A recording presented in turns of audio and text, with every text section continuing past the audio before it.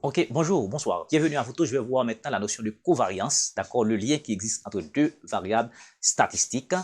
Maintenant, dans un cadre, je dirais, restreint pour nos élèves de la terminale, je ne vais pas définir la covariance comme étant une forme bilinéaire symétrique définie positive. Non, maintenant, je vais définir pour vous maintenant la notion de covariance. D'abord, je vais considérer deux variables, d'accord, une variable x et une variable y.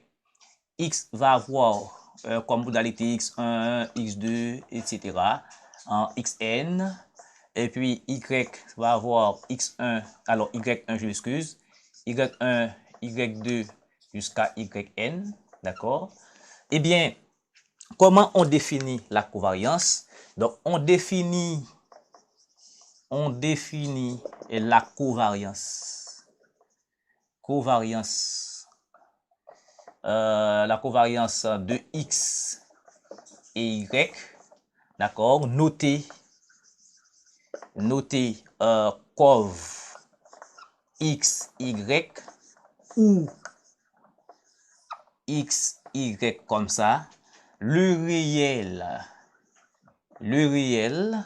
d'accord, quel réel? Ce réel, c'est cov de x, y qui est égal à la somme des écarts de x, d'accord, xi, d'accord, par rapport à la moyenne, et yi, d'accord, par rapport à la moyenne, et puis sur n.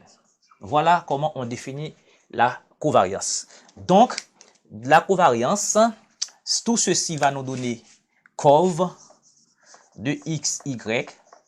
Ça va être, je dirais, la moyenne, la moyenne du produit et moins le produit des moyennes. Donc, c'est ça qu'on va avoir là.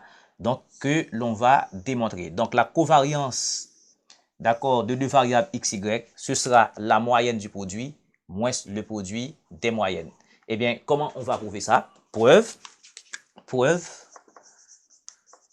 Donc, ici, on a cov de x, y, c'est somme des xi moins x bar par yi moins y bar sur n. Eh bien, on va développer ça. D'accord? On va développer le signe somme. D'accord? On va développer ce produit. Donc, ça fait rapidement, somme. Ici, ça va faire xi, yi. Xi, c'est un produit. D'accord? Il y a un n là. Xi, yi. Ça va nous donner ici moins xi, y bar. Moins x bar yi comme la multiplication commutative, on n'a pas de problème, on peut laisser ça comme ça. Ça va faire x bar yi. Et puis, moins par moins, ça fait plus. Ça va faire x bar y bar. Donc, notons que, je dois noter, bien entendu, je dois préciser avant tout que je vais mettre dans un encadré et x bar, c'est somme des xi sur n. C'est la moyenne arithmétique. Et y bar, d'accord, y bar, c'est la moyenne, c'est somme des yi sur n. D'accord, c'est la moyenne arithmétique. Je mets ça dans un encadré ici. D'accord, pour vous aider mieux. Eh bien, rapidement, ça fait quoi? Je vais distribuer le signe somme. Donc, ça va faire ici somme. Alors, bien entendu, c'est encore cov qui est là. Donc, ça va faire ici. Alors, je prends ici. D'accord? Eh bien, covariance de x, y, ça fait automatiquement somme des xi, yi, xi, yi et ceci sur n. D'accord? Moins ici, somme des xi, y bar sur n. Moins encore ici, moins ici, somme des x bar yi, des x bar yi sur n, et finalement plus, d'accord, la somme des x bar, y bar sur n. Voilà, ok, notre démarche. Eh bien, qu'est-ce que cela fait? Et normalement, à bien remarquer ici, on a la somme des valeurs divisée par le nombre de valeurs. Si c'était une somme des x, y sur n, ça fait x bar. Maintenant, on a la somme des x, y sur n. Donc, ça fait normalement x, y bar. C'est la moyenne de ce produit. D'accord? Maintenant, ici, nous avons un moins somme des x, y bar sur n. Notons que y bar, c'est la moyenne, donc c'est un réel.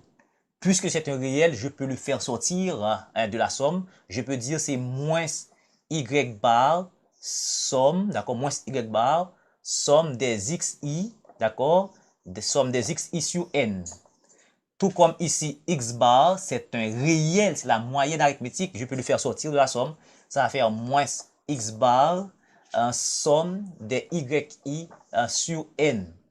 Et finalement, ici, vous allez comprendre, nous avons la somme, la somme sur i de x bar, y bar. X bar, c'est un réel, y bar est un réel, donc le produit des deux réels est un réel. Mais ce réel-là, donc rappelez-vous que la somme est définie sur i, d'accord? I varie de 1 à n.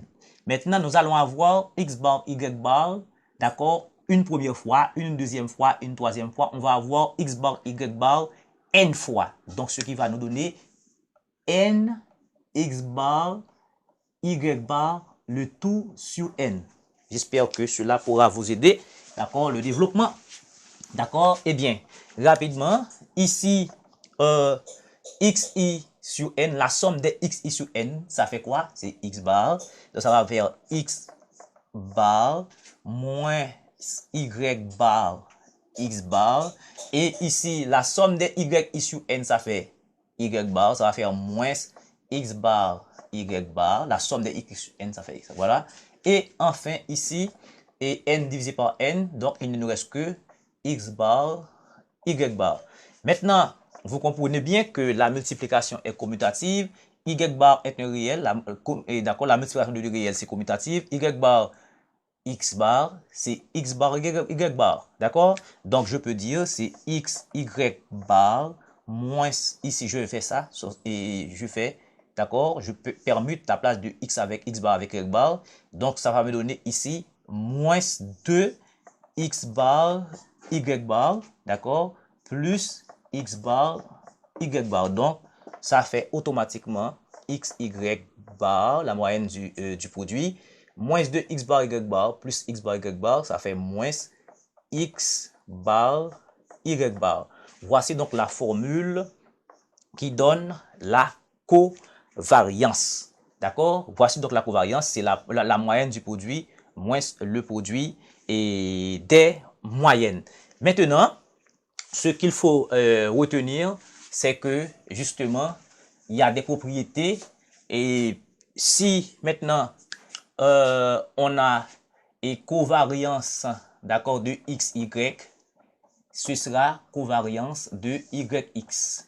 Ça, il faut le connaître, d'accord, parce que, alors là, je dois dire, c'est parce que et la covariance, d'accord, est une forme bilinéaire symétrique.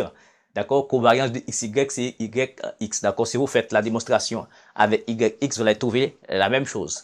Ok, maintenant, deuxièmement, covariance de x, d'accord, c'est variance de x. D'accord, ça veut dire si je prends la covariance de deux mêmes variables, donc ça fait variance de x. De même, si je fais covariance de y, ça fait variance de y. Ça, je dois le prouver rapidement. Ok.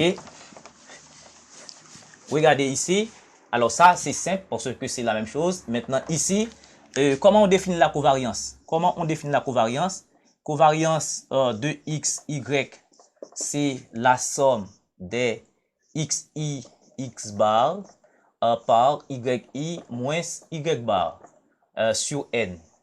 Donc, maintenant, si je remplace y par x, d'accord, à la place de y, je vais avoir x, et bien ça va faire covariance de x, d'accord, de x, ça va faire la somme des xi moins x bar.